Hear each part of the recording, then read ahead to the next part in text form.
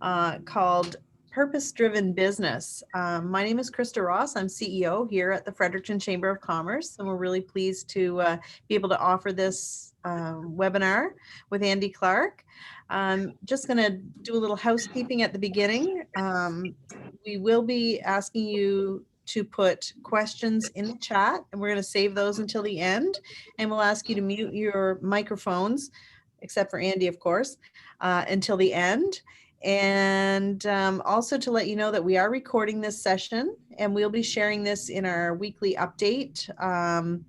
It probably won't get in today's update, which goes out every Thursday, but it will get in next week's update. So if you're interested in sharing this message with any of your peers, watch for that link or reach out to Tanya and she can share it with you directly.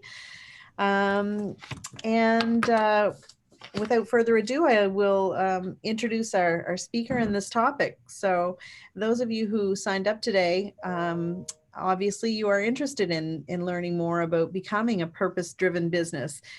In the description, it was we talked about putting so much energy, time, and resources into running our business, but asking, what is it for? Is it simply to make money, or is there something else that drives us? And so today we're going to learn about purpose. We're going to learn about why it's important to clarify that purpose and how. Our speaker today is Andy Clark. He's the president of Clarkie Consulting, a strategic coaching and consulting company that serves small business owners in Atlantic Canada. Of course, Andy is a member of the Fredericton Chamber of Commerce. We thank you for that. He has a background in corporate law, in entrepreneurship, in business management, process improvement, strat planning, and operational excellence. He certainly has led lots of personal development workshops. He's a facilitator, he's an author, and he's a change management practitioner. And we're very fortunate to have him speaking to us today. Andy's also a volunteer in the community. He's the past chair of the Fredericton Community Foundation. He has been a member of the Government Relations Committee for the Chamber, which is great. And he also founded an annual event that has raised over $100,000 for the IWK Health Foundation. So Andy is certainly making sure that his business is purpose-driven as well. And we're looking forward to learning how we can do the same. So without any further ado, I will ask Andy to take over, and we look forward to your presentation. Thanks, Andy. Well, you are welcome, and thank you, Krista, for that introduction, and thanks for everybody for joining us here today for this presentation, this webinar about how to become a purpose-driven business. I was thinking about this morning, actually. I have 4 kids. My youngest is 6 years old, and so as you might imagine, Christmas spirit is alive and well in our house. And my 6-year-old daughter Charlie loves the Grinch. Like, she'll watch the Grinch movie all year long. Actually, it gets kind of annoying, but she loves the Grinch. Yesterday she wore a Grinch t-shirt, and I was just thinking about her and about this concept of purpose, and about how in the book The Grinch, right, it's all about how the Grinch discovers that, you know, the meaning of Christmas doesn't come from a store. It means something more. I'm doing a bad job of paraphrasing it, but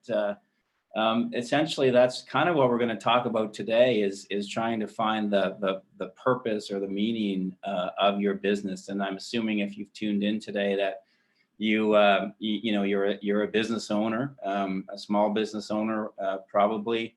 Or you're a member of a leadership team of a business, and you're interested in this idea of how to become either a purpose-driven business or more of a purpose-driven business. So let's dive into the discussion. So I'm trying to move my slides here, Tanya. There we go. I guess I need to do it over there. So the agenda for today, 5 things about Clarkie a little bit, although Krista covered the majority of that, so won't spend much time there. Really, we're going to dive into what is purpose, why is it important for you to spend time trying to figure out what that is for your business, And most importantly, I think we'll spend most of our time on how does your business become a purpose-driven business? And we'll save some time for some Q&A at the end. So about Clarkie, so our business, as we talked about, or as Krista mentioned, we serve Atlantic Canadian small business owners. And our purpose is to help small business owners structure and simplify their business so that they become more profitable, impactful, and enjoyable. And we've created a thing called a whole pie business management system. And the pie comes from PIE for profitable, impactful, and enjoyable. And this is what we help small business owners create more of in their small business. And purpose really lives in sort of that impactful piece of the pie. It's what sort of impact are you making in your community? And we'll talk more about that as we go along today. So what is purpose? Well, it's simply the answer to the question, what is your business trying to accomplish and why? And when you look at that question a little bit more, there's kind of two parts to it. It's kind of what are you doing? So what problem are you solving in your business? And how will your community be different as a result of you solving that problem? So it's a simple question, but it's not always simple to answer it. And we're gonna later on, I'm gonna try to help you figure out an easier way to try to figure that out for your business if you're struggling with it, or if you want to get a little more clarity around that for your business. So when I think of purpose for a business, I think that it's the business's non-financial reason for being. The business's non-financial reason for being that gives meaning to its pursuit. And so this idea of non-financial is one worth digging into a little bit further, because, you know, after all, isn't the purpose of being in business to make some money, right? Should there be, or must there be, some other reason for being? And there's been a lot of work around this, a lot of research, a lot of literature around this connection between purpose and profit. George Serafeim is a Harvard Business School professor, and his work with Claudine Gartenberg over the last number of years into this concept of, does purpose lead to more profitability? They've done probably the biggest study around this over the last number of years, and they're kind of the leading experts in the field on this.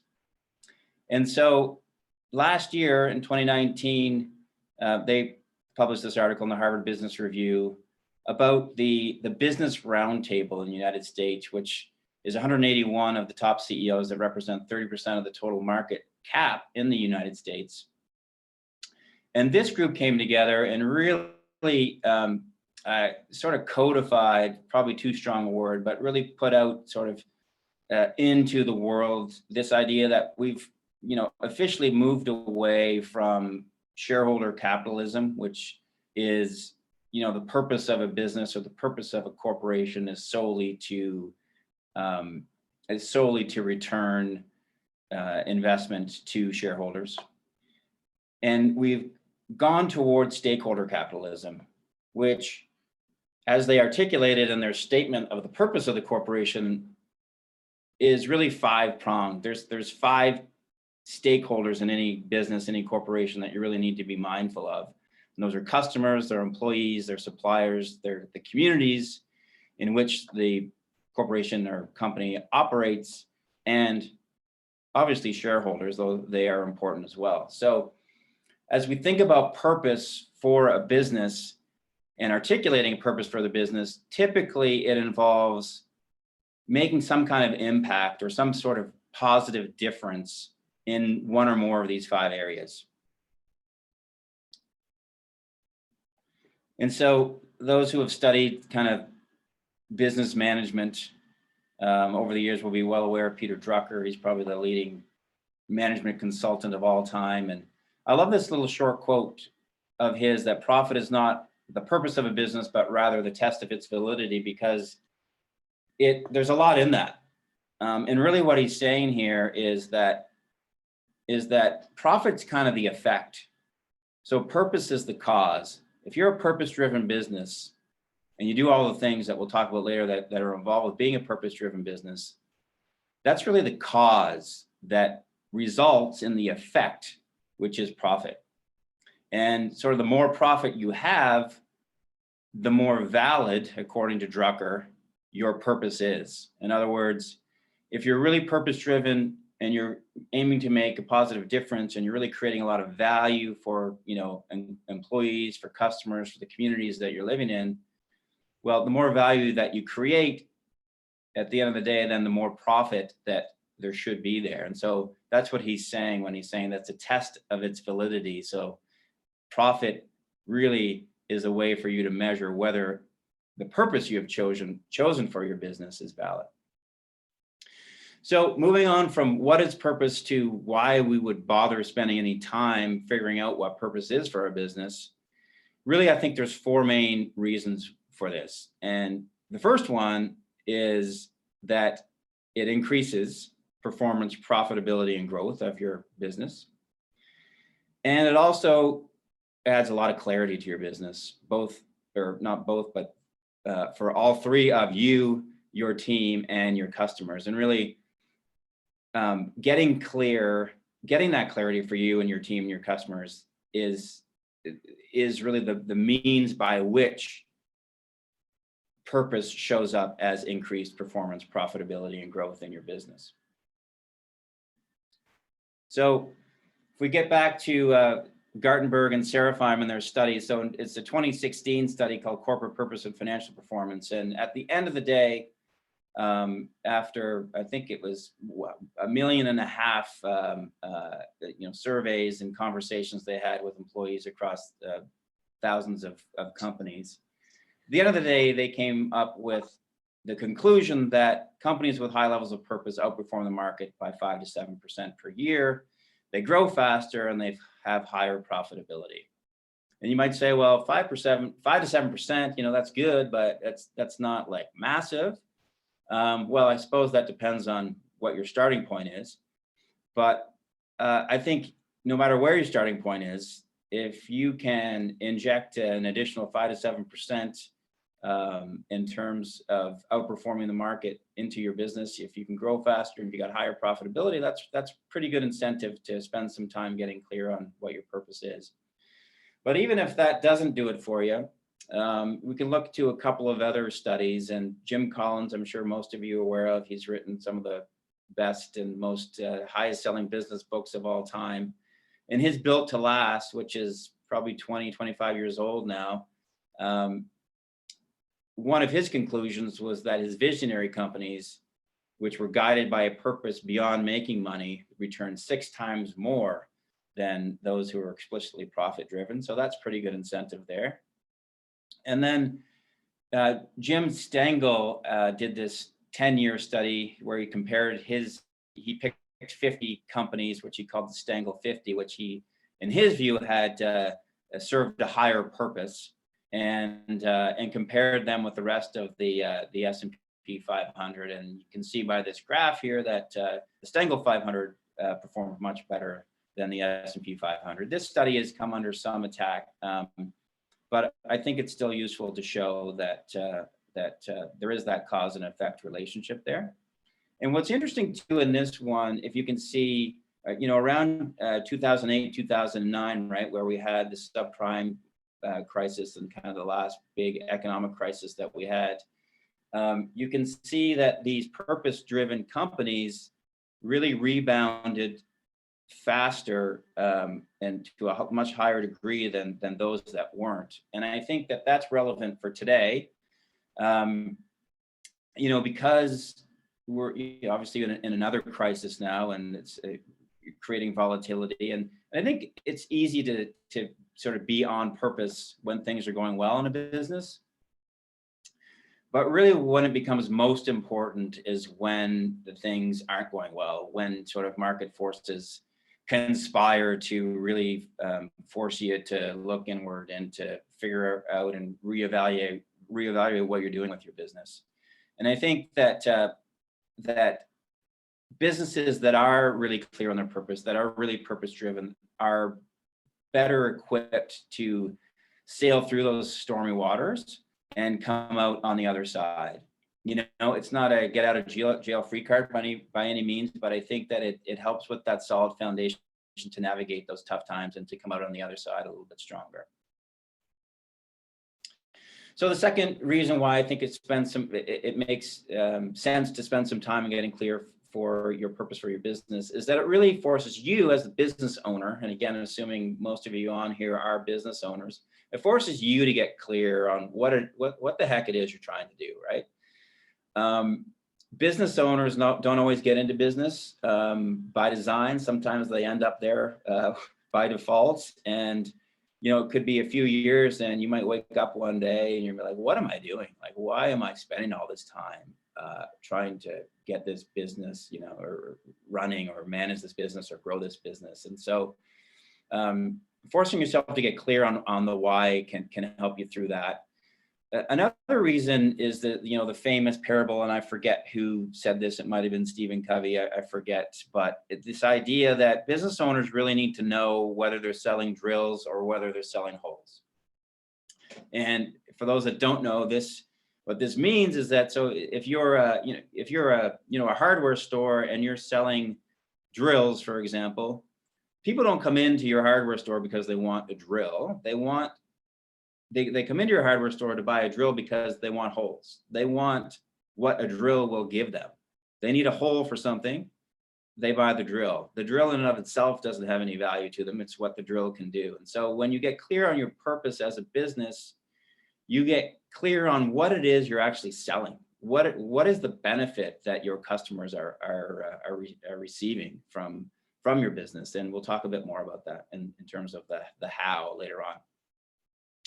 And, you know, just getting clear on your business also helps you overcome the inevitable obstacles that will come along your way as you try to run and grow your business, right? If you can really return to your purpose to help you through those, as I sort of talked about in the last slide, that's going to help you.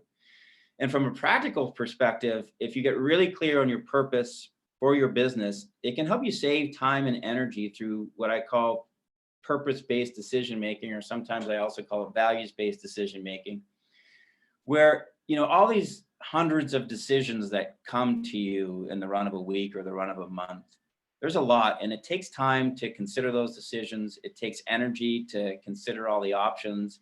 If you can run all those decisions through the filter initially of, you know, will this thing, if I do it or if I act on it, will it you know, is it consistent with my purpose? Will it help me deliver my purpose and live my purpose as a business to a greater degree? And that's the first question you should ask. And a lot of time that you spend evaluating decisions can be saved because probably a lot of those decisions should never have been, you should never spend time on them in the first place because they're not really consistent with your purpose. So if you can ask yourself that question right at the outset, you can probably save yourself some time and energy in evaluating and considering decisions and opportunities that really aren't going to help you move your business forward. So, yeah, and I guess this just goes to this as well, is that there's a study in 2017 that said 72% of small business owners are overwhelmed. So if we can save a little time, if we can save a little energy in our days through purpose-based decision making, that's gonna be very helpful for us.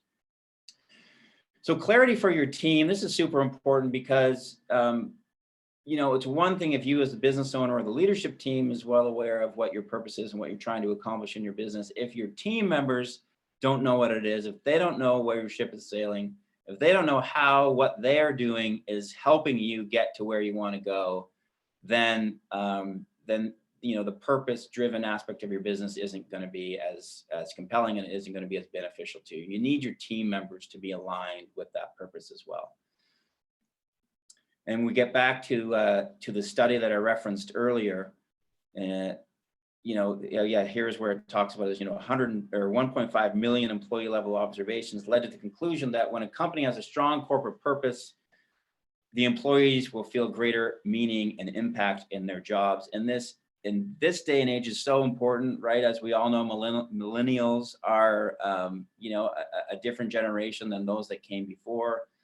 And the study here in 2017 shows that 90% want to use their skills to create a positive social impact. 87% believe that the success of a business should be measured in terms of more than just financial performance. And 60 said they wanted to make a difference in their community. So this is really a really big deal. And so to the extent that you can clarify your purpose for your team, that's going to really help you attract and keep the people that you need to grow your business.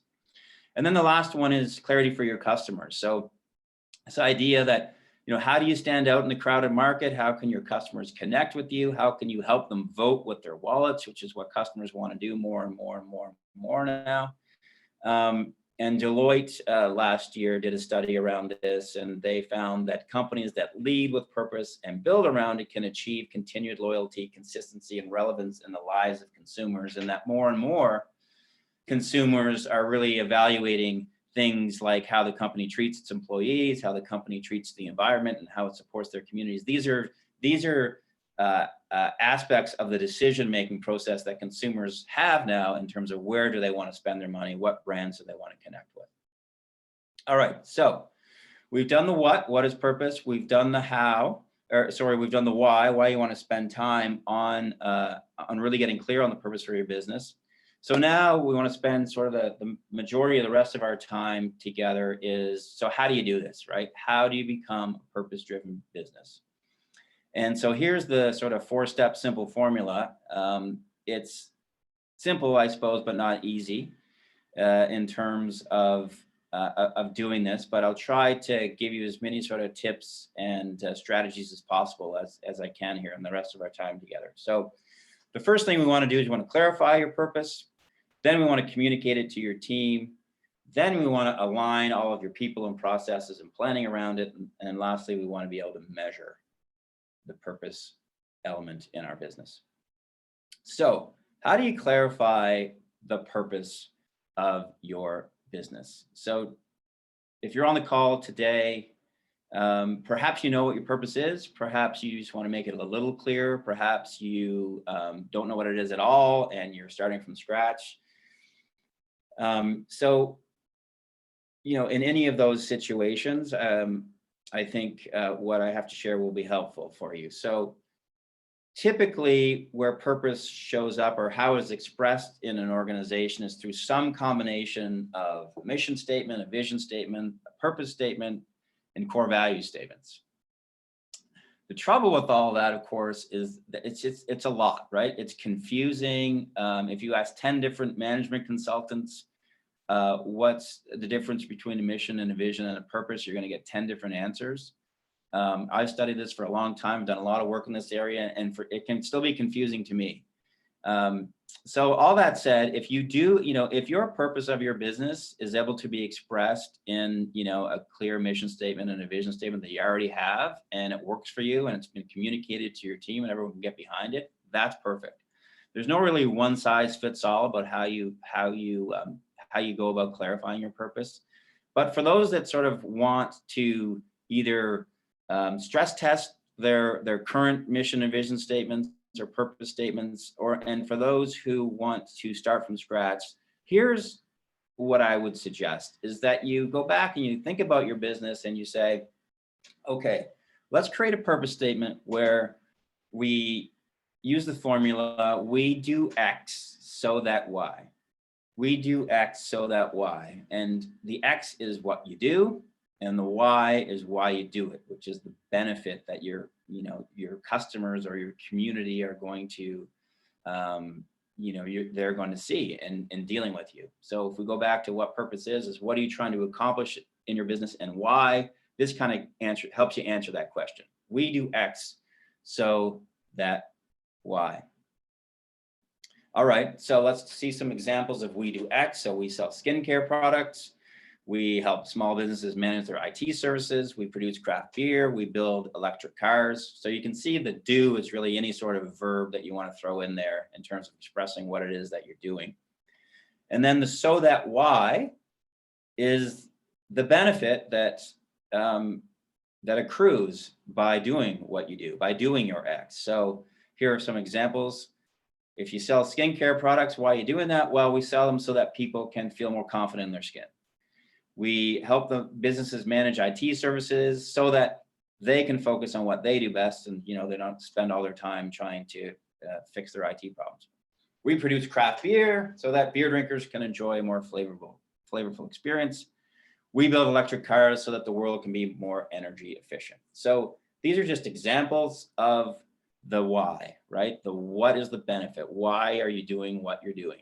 Right? How does it make the world? How does it make your customers' lives better? How does it make your community better? It's this sort of thing. So now we're going to go to a little quiz. And I guess if this was a little more interactive, I could ask everybody, does anybody know who this guy is? And does anybody know what WASGAT means? And so just give it a sec. If anyone does, you can pop it in the chat. I think Krista's watching the chat. You can let me know if anyone knows the answer to these questions. Also gives me a chance to take a sip of water.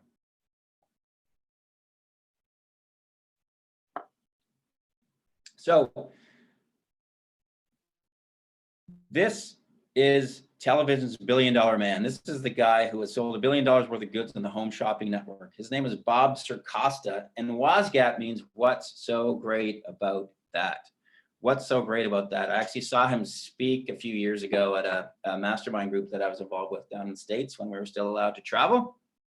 And he gave a great talk on this whole concept of WASGAT, or what's so great about that. And why it's relevant here is when you're thinking about the benefits, if we go back here, if you're thinking about the benefits, the why, you always want to, when you come up with a why, so let's take the first one, for example, we sell skincare products so that people can feel more confident in their skin. You want to ask yourself, what's so great about that? You want to go through the WASGAT process. What's so great about that? And see if you can peel the onion one more layer as of, okay, well, what's so great about people feeling more confident in their skin? Like, how does that make their lives better? Like what? So you keep digging down below and below and below and see if you can really get to the root of what people are buying from you, how you're making the world better, how you're making their lives better. What is the underlying benefit? It goes back to that drills and holes, analogy that I said earlier. So if we look at some other examples, we do X so that Y in terms of purpose statements. So let's look at the middle one here. Our purpose is to change the way people think about how they heat their homes so that they have lower consumer energy costs and help create a more energy efficient world. Well, okay, so our purpose is to change the way people think about their homes. That's their X, that's what they do. How do they do that? So that they have lower consumer energy costs and help create a more energy efficient world. So that's, you can see there, that's quite the benefit. They're trying to really, improve the world by making it more energy efficient. Even still, you can still WASGAT that process a bit more. So what's so great about having lower energy costs? What's so great about having a more energy efficient world? You might say, well, so that our, my grandkids can have, we'll be able to, the universe will still be around for our grandkids or something like that. You and your leadership team can kind of keep WASGATting what's so great about that until you're really comfortable and confident that you've nailed what it is you're trying to accomplish and why. The one on the right, we come back, we saw earlier in the first slide, which is the purpose of my business, to help small business owners structure and simplify their business so that they can become more profitable, impactful, and enjoyable. Well, WASGAT that. So what's so great about helping small business owners make their businesses more profitable, impactful, and enjoyable? Like, what's the big deal about that? How does the world benefit? And so, I've thought about this, I've sort of WASGATted that. And at the end of the day, kind of what drives me is that, small businesses and small business owners are the backbone of our economy, of our community. And, we saw that slide that 72% of them are overwhelmed. So, if I can come in and help the small business owner be a little less overwhelmed, structure their business, simplify it in a way that helps them maybe create a little bit more time for themselves, that helps them enjoy their business better, that helps them be more efficient and aligned, which translates into more profit, and which also helps them fully realize the impact that they want to have in the world. Well, that's pretty good. I can feel pretty good about my work at the end of the day. That said, that was a mouthful, and that's hard to sort of condense into a single purpose statement. So this is where I've got to with my purpose statement. It may change, it may not, but that's just an example of sort of the what's so great about that process that can help you really dial in and articulate what is it exactly you're trying to do and why. And that is the purpose of your business. Just one more quick slide on this is just to show you that it doesn't have to be we do X so that Y. You can flip it around. So when you start with the benefit, we Y by doing X, right? So you can put the benefit at the start and then the how you do it at the end. Doesn't really matter. So that's your purpose statement. Hopefully that helps you a little bit if you're kind of starting out, or as I say, if you want to kind of revisit what the purposes of your business is, kind of that simple formula that can help you at least get started, and then add that WASGAP process into it. And hopefully you can really articulate clearly what the purpose of your business is. That said, I think it's still helpful to have a vision statement. And I don't want to complicate this too much, but the vision statement really serves the purpose of how is either your business or your community that you're trying to serve, how is it different than it is now? So what is the change that you're trying to affect, and what does that look like at the end of the day? So it's aspirational. It's different than what exists now, either in terms of your company or your community.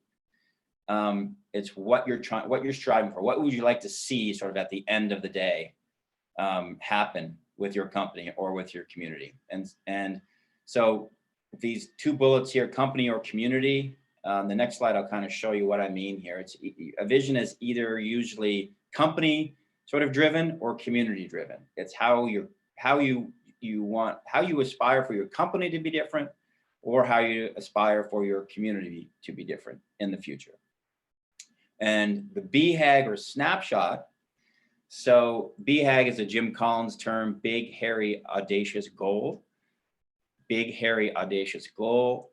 And that is sort of, okay, at the end of the day, if we've sort of achieved our purpose, if we've lived our purpose as a business day after day after day after day after day, what is that all going to mean at the end of the day? What's our big, hairy, audacious goal at the end of the day that we want to achieve in our company or in our community? So that's one way to articulate it.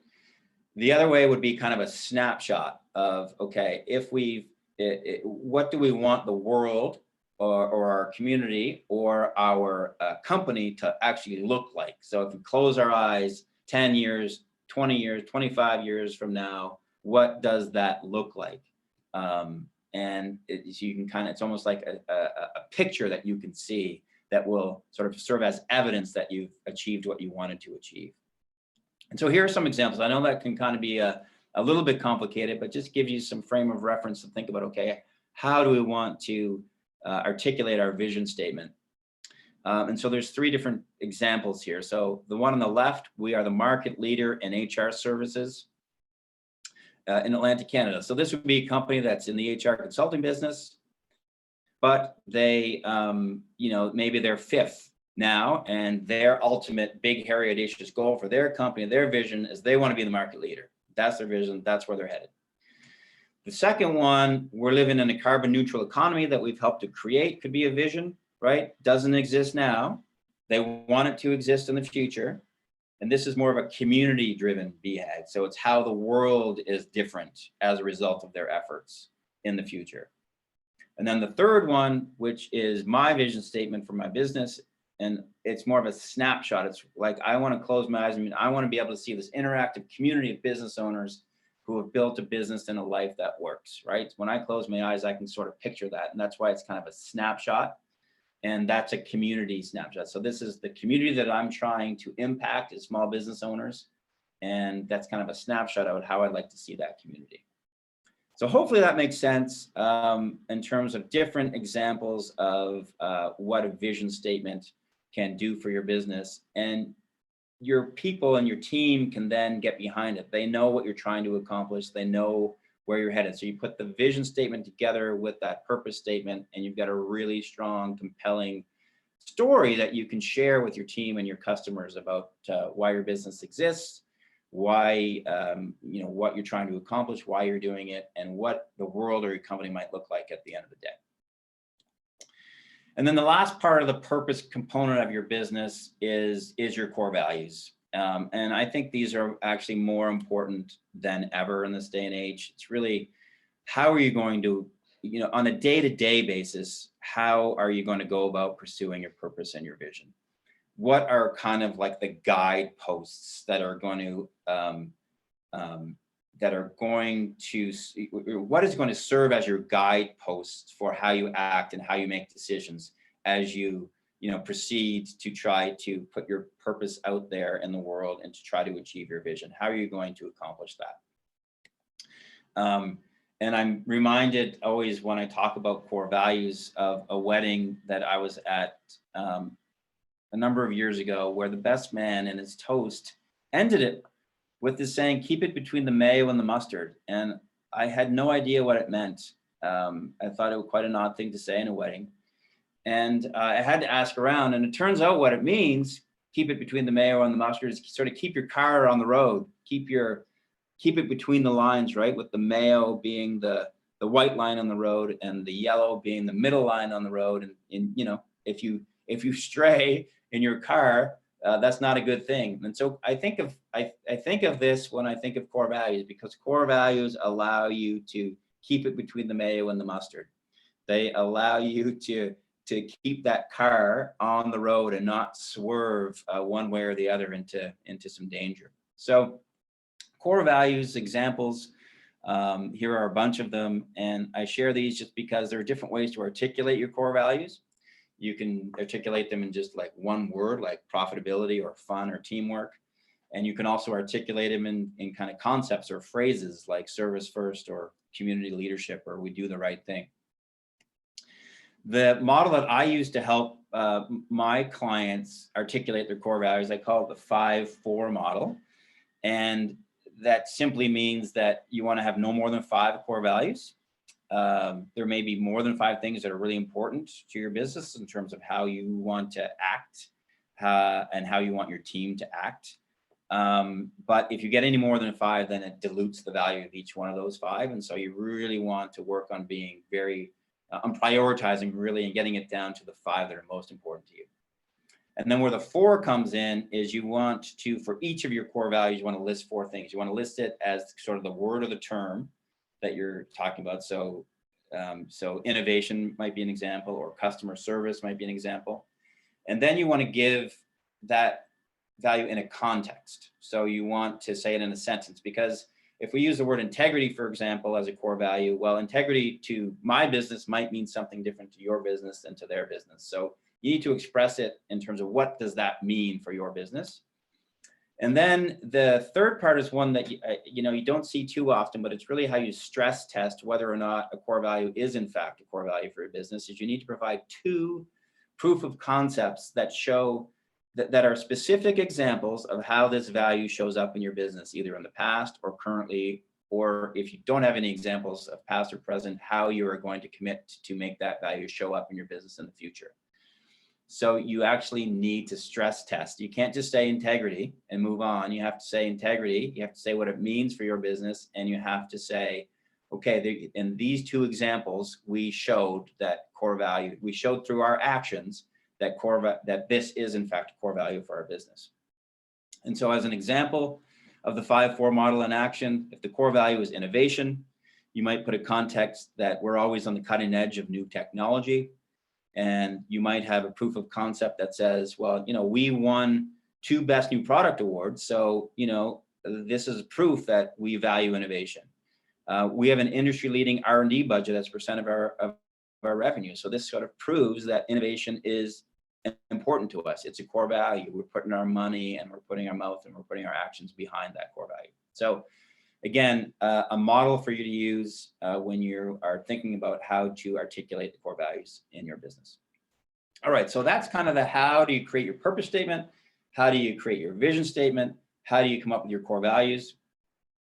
And so the other parts of the kind of the how do you become a purpose-driven business, after you've clarified your purpose for your business, you need to obviously communicate it to your team. It's no good if you know it and your team doesn't know it. And again, coming back to the study that I've been referencing throughout, the link between purpose and profitability is present only if that message has been diffused throughout the organization. And this quote talks about, middle management, and, not a lot of small businesses in our region have kind of middle management. So, but the idea is the same, is that you need, however big your team is, you need to filter that purpose down to every member of your team so they understand it and they can align with it. And so in the book Traction by Gino Wickman, he calls this concept shared by all. So there's no sense having a solid purpose in your business unless it's shared by all in your organization. And here are some tips on how you do that. You want to, as soon as you've clarified the purpose for your business, you want to communicate that to your team, and you can call that a purpose speech.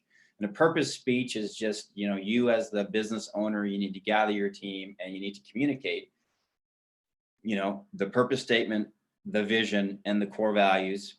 And you need to do it in a way that you can add those specific examples like we talked about in core values, like, integrity is important to us, and here are the reasons why, and here is the examples of how that shows up in our business.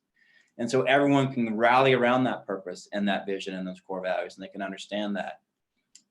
So at the outset, you need to have that purpose speech, and that purpose speech really, it's not a one-time thing. That purpose speech should be, as part of interviewing and onboarding new team members. So you're really leading with purpose in your organization.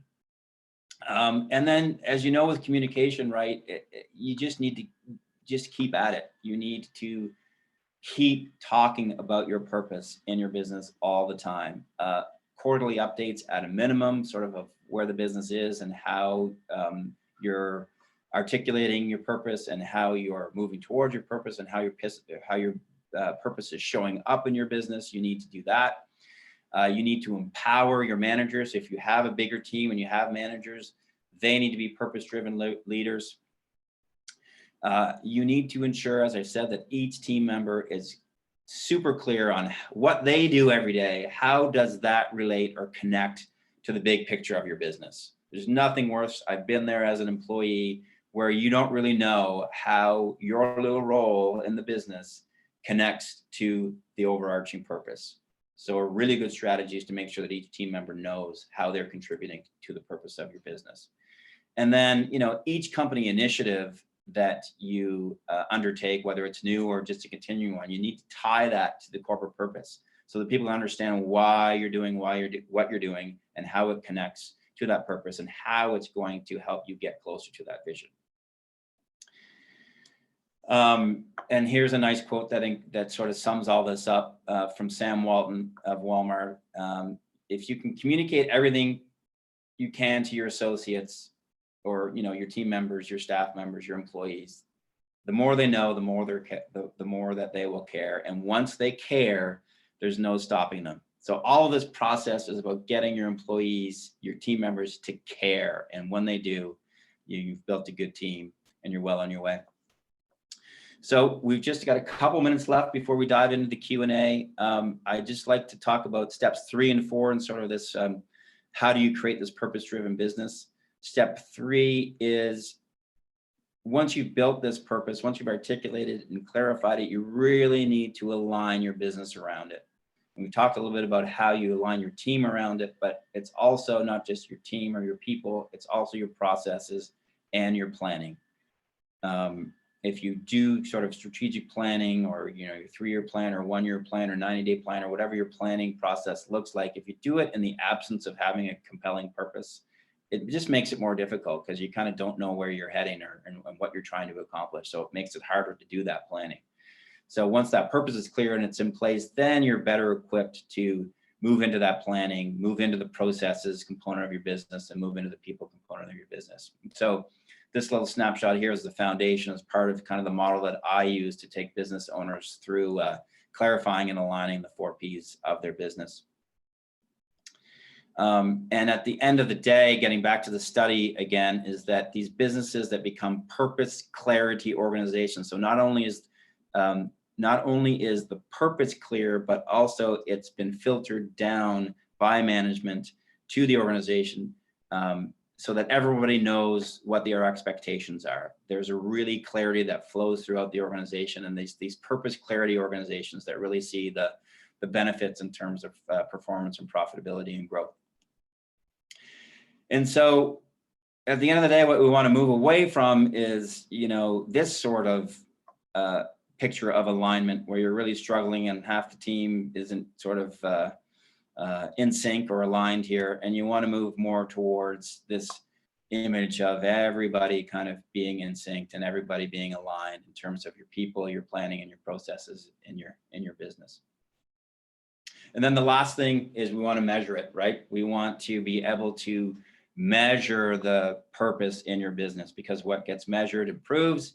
And there's a process that you can undertake to identify the key data and metrics that provide the evidence that your business is actually making the difference that it's trying to make. And when you track that data regularly and adjust course if necessary, then you are able to see if you are making the difference that you're intending to make. And you're also then able to communicate that difference to your team and to your community if you like to. And here's an example of a really simple, Excel spreadsheet that you can identify what your key data is, who's responsible for it, what your goal is, and then weekly you can track your data around purpose and also around other metrics in your organization. So at the end of the day, the key takeaways here that I'd like to leave you with. I know it's been a lot of information. Hopefully it hasn't felt like you're drinking from a fire hose. But at the end of the day, what you're trying to do is you're trying to clarify what you're trying to accomplish in your business and why. You want to align all your resources around your purpose. You want to communicate it and measure it constantly and regularly. And at the end of the day, your business should be able to experience that higher performance, profitability, and growth. And just before we head to our Q&A, if you're resonated with what I had to share today and you're interested in maybe learning more about, this whole PI process, I do have a cohort group limited to 8 business owners that's beginning in January. It'll be an 8-week course where we will, figure out the 4 sheets of paper you need to run your business more efficiently and how to save time and energy and create simple but effective action plans. All this good stuff. If what I shared with you today was helpful, then you can learn sort of the other parts of the foundation, being the people and the processes and the planning. And you can do that with other like-minded small business owners from around Atlantic Canada. So let's throw it over now to our Q&A. Krista. Thanks very much, Andy. That was really interesting. We have a few questions in our chat, so we'll try to keep the questions and answers brief so that we can cover them all. The first question I'd like to ask is, can you compare or explain the difference between vision, mission, and purpose? Yeah, so I mean, it's a great question, and as I mentioned earlier, right, it's one of those things where I don't think there's a right or wrong answer. My approach to it, as I shared sort of in terms of vision, is kind of that aspirational, what does either your community that you're trying to improve or your business look like that it doesn't exist now. Purpose, as we talked about, is, that we do X so that Y. It's really articulating what you're doing and what the ultimate benefit is that you're trying to achieve, what you're trying to, how are you trying to make your community that you're trying to serve better. Then mission, and for me, is once you've articulated your purpose, for me, mission is just, our mission is to go out there and, live our purpose, and so that we can get towards our vision. So I don't think you need a separate mission statement if you have a purpose statement. My preference is you start with your purpose statement, then you go and you figure out what your sort of aspirational vision statement is. Then you put your core values in place. I think if you have those 3 blocks in place in your business, you're well set up. Okay. The next question is, how realistic or achievable should your BHAG be, your big, hairy, audacious goal? Yeah, well, again, great question. You don't want to set it so low that it's not sort of motivating, and you don't want to set it so astronomical that everyone says, well, we'll never get there, so why bother trying? So it's typically something that you would set that you don't know how you're going to get there. You'd be super excited if you did get there. And that it probably makes you a little bit uncomfortable even to think about it. Like, oh my gosh, like how are we ever going to get there? So there's a bit of an art to it. I don't think there's an exact science to how you set your BHAG, but those would be some of the considerations that I would suggest. A number of years ago, the chamber was really pushing hard to get to 1,000 members, and we were doing a strategic plan, and our BHAG was set at 5,000, and we just all rolled our eyes because it was so beyond what we could ever imagine. There aren't even 5,000 businesses in Fredericton, but we finally hit the 1,000 mark this year. So our BHAG probably should have been a little closer to, maybe it's 1,100 or something of that nature. The next question is, what is the correlation between perp-driven companies being more profitable or rebounding from crisis more easily, and leaders who would otherwise be the better, stronger leaders who would drive higher profits and more resiliency, being the same ones who would tend to lean towards the concept of being purpose-driven? I'm not sure that I. Okay, that was my question. I didn't explain it very well. Okay. So leaders who have the most profitable or companies that rebound from crisis, do they tend to be the ones that decide, okay, now I'm going to be a purpose-driven company because I'm that kind of leader. I'm a driver. I'm a forward thinker. I think outside the box. So therefore they're the ones that adopt this concept of purpose. So is the correlation really the type of leader you are, or is it because you decide you're going to have a purpose, then you become more profitable and rebound from crisis more easily? Yeah. Or is it the same leader anyway? Yeah, well, I think it takes a leader to understand the value of purpose in order to undertake the initiative to clarify it and communicate it to their team, in a meaningful and consistent way. So, you do need that leadership in your business. Effective leaders will understand, I think, value of being purpose-driven. So if it's a chicken or egg thing, I do think you have to have the leadership probably first. So if you're a business owner, that means you're a leader.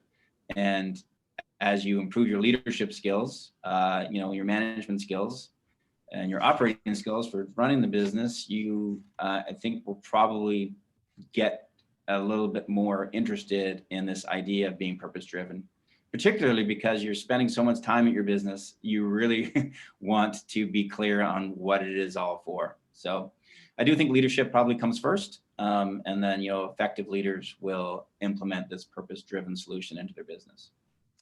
The next question here is an interesting one too. What's the importance of corporate culture and what is its role? Yeah, well, I think that, again, if we come back to chicken or egg, I think that being a purpose-driven business is sort of the chicken and the culture is the egg. Like it's a big part of your corporate culture. So if we talk about identifying your purpose as a business and then communicating that and disseminating that to your team, that's a big part of your corporate culture right there.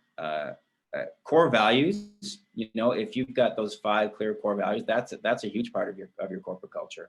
Those are 5, basically sets of instructions for how your team should act and, you know, sort of govern themselves and go about their work. So purpose is a huge part of corporate culture.